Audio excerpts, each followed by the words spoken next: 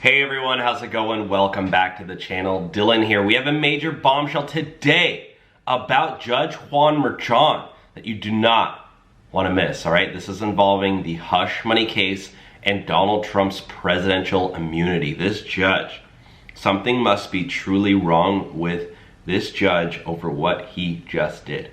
Now, before we jump in, I want to tell you all Merry Christmas, Happy New Year, and make sure to subscribe down below. We're almost to 10,000 subscribers on this new channel. So if you're new here, thank you so much for joining the channel. This is where I'll be posting for a good while now.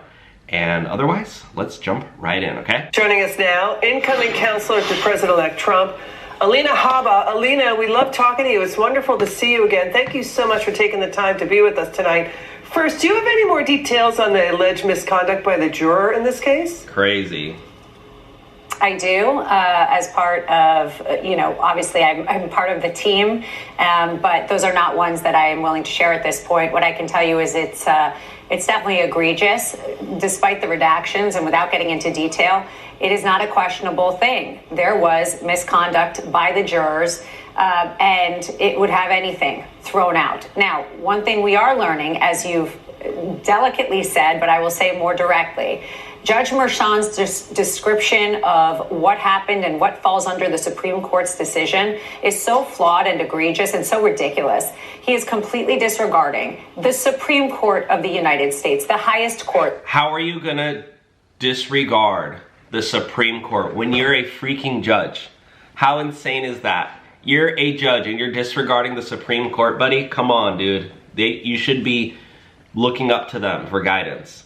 That said that there is presidential immunity for official acts. And now he's trying to carve out in any way he can to preserve face and say that this trial was not a complete hoax, was not a complete disaster, an evidentiary disaster. And now we know there were issues with the jury being tainted. So, this is where we are. And this is where we've been for 3.5 years. And frankly, why I think we won. Yep. Alina, so we've got allegations of a juror's misconduct in the case.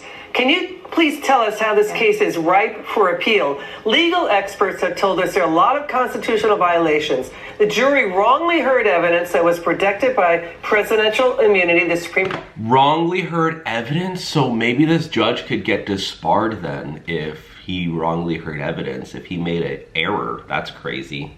Court upheld, like President Trump's conversations with Pope Hicks. The judge delayed sentencing indefinitely. That's clearly a due process right to a speedy trial violation. And now juror misconduct, it sounds like that juror was tainted. There could have been bias here.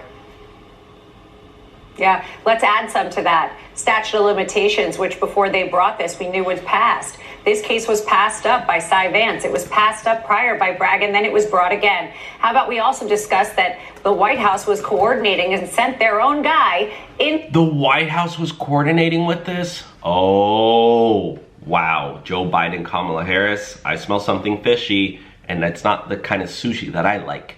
To work for the New York DA from the DOJ. How about that? How about selective prosecution, election interference, tying this man up in a hoax case during an election cycle when he should have been campaigning? 100%. How about all of the things you said? You know what's ironic is that Alina Habba, she actually handled a lot of Trump's legal stuff while Trump could campaign. So God bless Alina. But this is where we have problems. The judge should have recused. We've said it time and time again. Yep. We have one thing standing right now before all the appeals we will take on this ridiculous decision today, and that is the motion to dismiss that this judge gave us leave to file. I don't have much hope in Judge Merchan, but we do have pending motions. Go ahead. Sorry, Alina. So, Senator Chuck Grassley, has said this is really scary that all Americans, right or left, he's saying take the politics out of it. When you see the lawfare abuses, it could happen to you. It could happen to viewers. That's why millennial voters, we heard, were so scared about what the Justice Department and what cases like D.A. Bragg brought. They feel it could happen to them personally. This was a books and records misdemeanor, like a parking ticket, but it got ramped up into 34 felonies. That's terrifying for the American judicial system. Final word. Yes.